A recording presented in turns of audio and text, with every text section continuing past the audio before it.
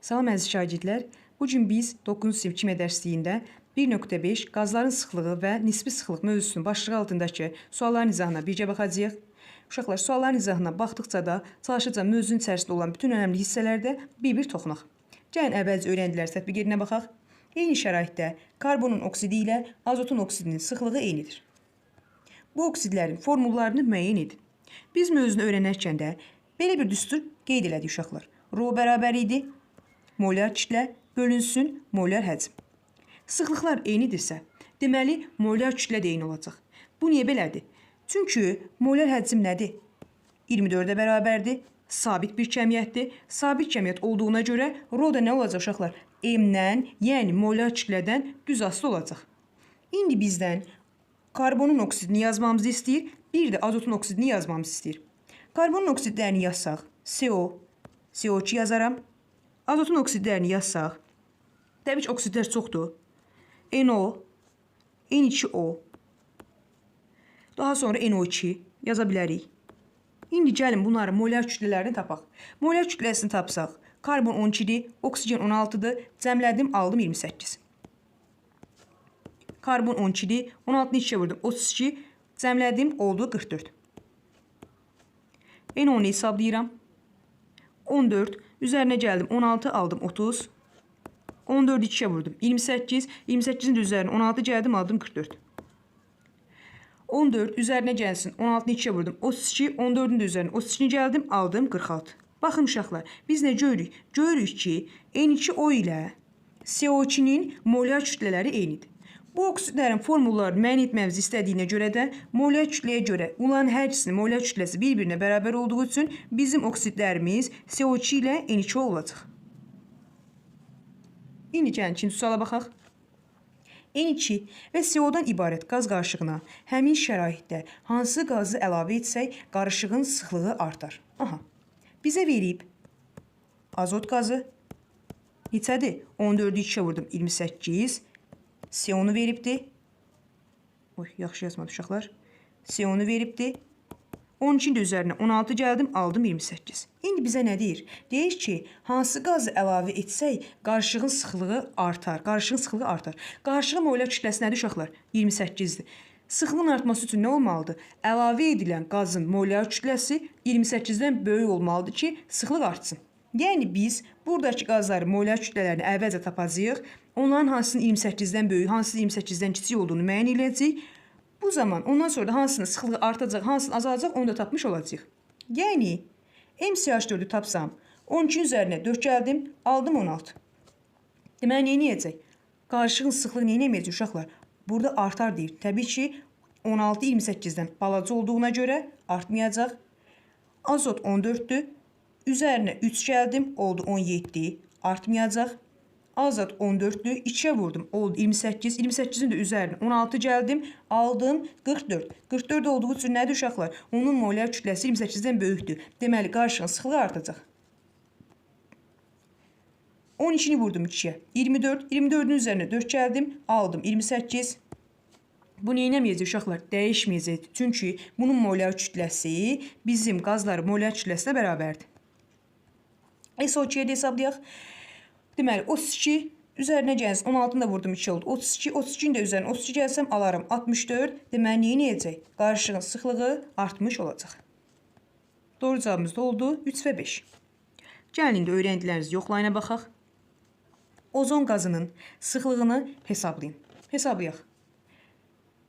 Rho bərabərdir. Molyar kütlə bölünsün molyar həcm. Ozonun molyar kütləsi necə tapır uşaqlar? MO3 bərabərdir. 16-nı 3-ə vurdum, aldım 48. M-i tapdıq 48. Gətirdik, qoyduq yerinə. 48. Molyar həcmimiz 24-dür. 48-i də 24-ə bölsək, aldıq neçə uşaqlar? 2 qram bölünsün kub desimetr. 3-dür bu. Kub desimetr. Ondan sonra ikinci suala baxıram.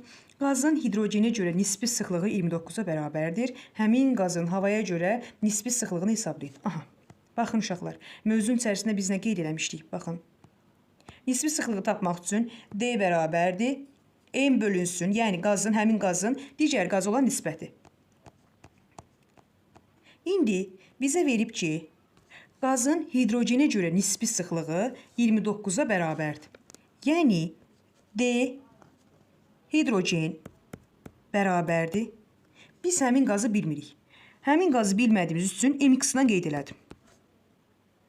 Hidrogenə görə dediyi üçün uşaqlar yazdım M hidrogen. 29-a bərabərdir. Yəni bizə nisbi sıxlığı neçə veribdir uşaqlar? 29 veribdir. 29 bərabərdir.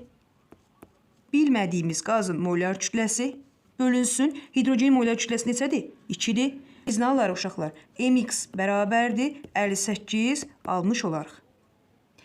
Daha sonra bizdə nə istəyir? Həmin qazın havaya görə nisbi sıxlığını hesablayın. Havaya görə nisbi sıxlığını hesablamaq üçün də D hava bərabərdir. MX, yəni bu aldığımız qaz bölünsün M havanın molar kütləsinə. Mövzunun içərisində havanı neçə veribdir uşaqlar? 29 veribdir. Aldıq 58. 58-i də havanın molar kütləsinə böldük. Nisbi sıxlıqda alacaq neçə uşaqlar? 2. Bu qədər. Sadəcə düsturu bilərək də bunu rahat şəkildə həll edə bilərsiniz. Üçüncü suala baxıram. Görək üçüncü sualda nə deyir? CO2 və O2 qazlarının 1 bölünsün 2 mol nisbətində qarışdırılmasından əmələ gələn qarışığın 20 dərəcə və 1 atmosfer təzyiqində sıxlığını hesablayın. Aha. Bizə nə verib uşaqlar? Mol nisbətlərini veribdir. Biz buradan əvvəlcə nəyi tapa bilərik? Əvvəlcə ümumi molar kütləni tapa bilərik. Ümumi molar kütləni tapmaq üçün nə etməliyik? Biz M ortanı tapmalıyıq. M ortanın düsturu necə idi? M orta bərabər idi. Niyə M ortanı tapır uşaqlar? Çünki 2 dənə qazdır. CO2 qazı var və O2 qazı var. Onları mol nisbətli verilibdir və biz onların nəyini? Molar kütlələrini də bilirik. Molar kütlələrini bildiyimiz üçün bizim bildiyimiz düstur necə idi? M orta bərabər idi. N1 vurulsun M1, üzərinə gəlinsin N2 vurulsun M2, bölünsün onların ümumi mol miqdarlarının cəminə. CO2 üçün nə veribdir? 1 mol veribdir. Yazdım 1. CO2-nin molar kütləsi necədir uşaqlar? M CO2 bərabərdir. 12 üzərinə gəlinsin. 16 vurulsun 2, 32. 32-nin də üzərinə 12 gəldim, aldım 44. Vurulsun 44. Üzərinə gəlinsin. İkincinin mol nisbətini, molunu verib 2. Oksigen üçün də hesablasaq uşaqlar. MO2 bərabərdir. 16 vurulsun 2, olacaq 32. 2 vurulsun 32. Ümumi mol miqdarlarını hesablasaq 1 üzərinə gəlinsin 2 olar. 44 üzərinə gəlinsin 64 eləyir. 44 üzərinə 64 gəldim. Oldu 108. 108-i də 3-ə bölsək alarıq 36. Aha. Uşaqlar biz nə tapdıq? Deməli M ortanı, yəni ümumi molar kütləni aldıq 36. Çünki bizdə 2 dənə qaz qarışığı idi. Molar kütlə bölünsün molar həcm. Molar kütləni tapdıq 36. Molar həcmimiz 24-dür. 36-nı da 24-ə bölsək, deməli 6-ya gedər, 6, 6-ya gedər 4, 3, 2 və 1,5 qram bölünsün kub desimetr olar. Bu qədər. Dördüncü suala baxıram. Sıxlığı metanın sıxlığından 4 dəfə çox olan qazın 48 kub desimetr həcminin kütləsini qramla hesablayın. Aha. Sıxlığı metanın sıxlığından 4 dəfə çox olsun deyir. Sıxlıq çoxdursa. Uşaqlar, baxın, yenə eyni ilə. Biz nə dedik? Rho bərabərdir, molar kütlə bölünsün molar həcmdir. Bu sabit kəmiyyət olduğu üçün rho nə idi? M-dən düz asılı olurdu. Yəni, sıxlıq 4 dəfə çoxdursa, deməli, molar kütlə də 4 dəfə çox deməkdir bu. Molar kütlə 4 dəfə çoxdur deyirsə, metanın molar kütləsindən 4 dəfə çox olan deyəcək. M, metan molar kütləsi neçədir? 12-nin üzərinə 4 gəldim, 16. 4 dəfə çox olduğu üçün 16-nı da 4-ə vurdum, aldım 64. Yəni, aldıq bunu neçə? 64. Düsturumuz necə idi? Baxın görüm nə verib bizə? Həcmi veribdir. Həcmi verdiyi üçün mol miqdarı bərabərdir. Həcmi verib bizə nə istəyir? Qramla istəyir. V bölünsün.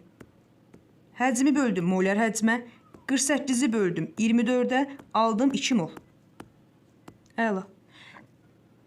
Daha sonra isə kütləsini qramla hesablamamızı istəyir. N bərabərdir. Kiçik M bölünsün böyük M. Kiçik M də bərabərdir.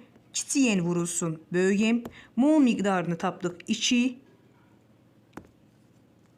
Bunda nə tapmışdıq uşaqlar? 16-nı 4-ə vurduq, aldıq 64. Yəni böyük evimiz 64-dür. 2-ni də 64-ə vursaq, alarıq 128 qram.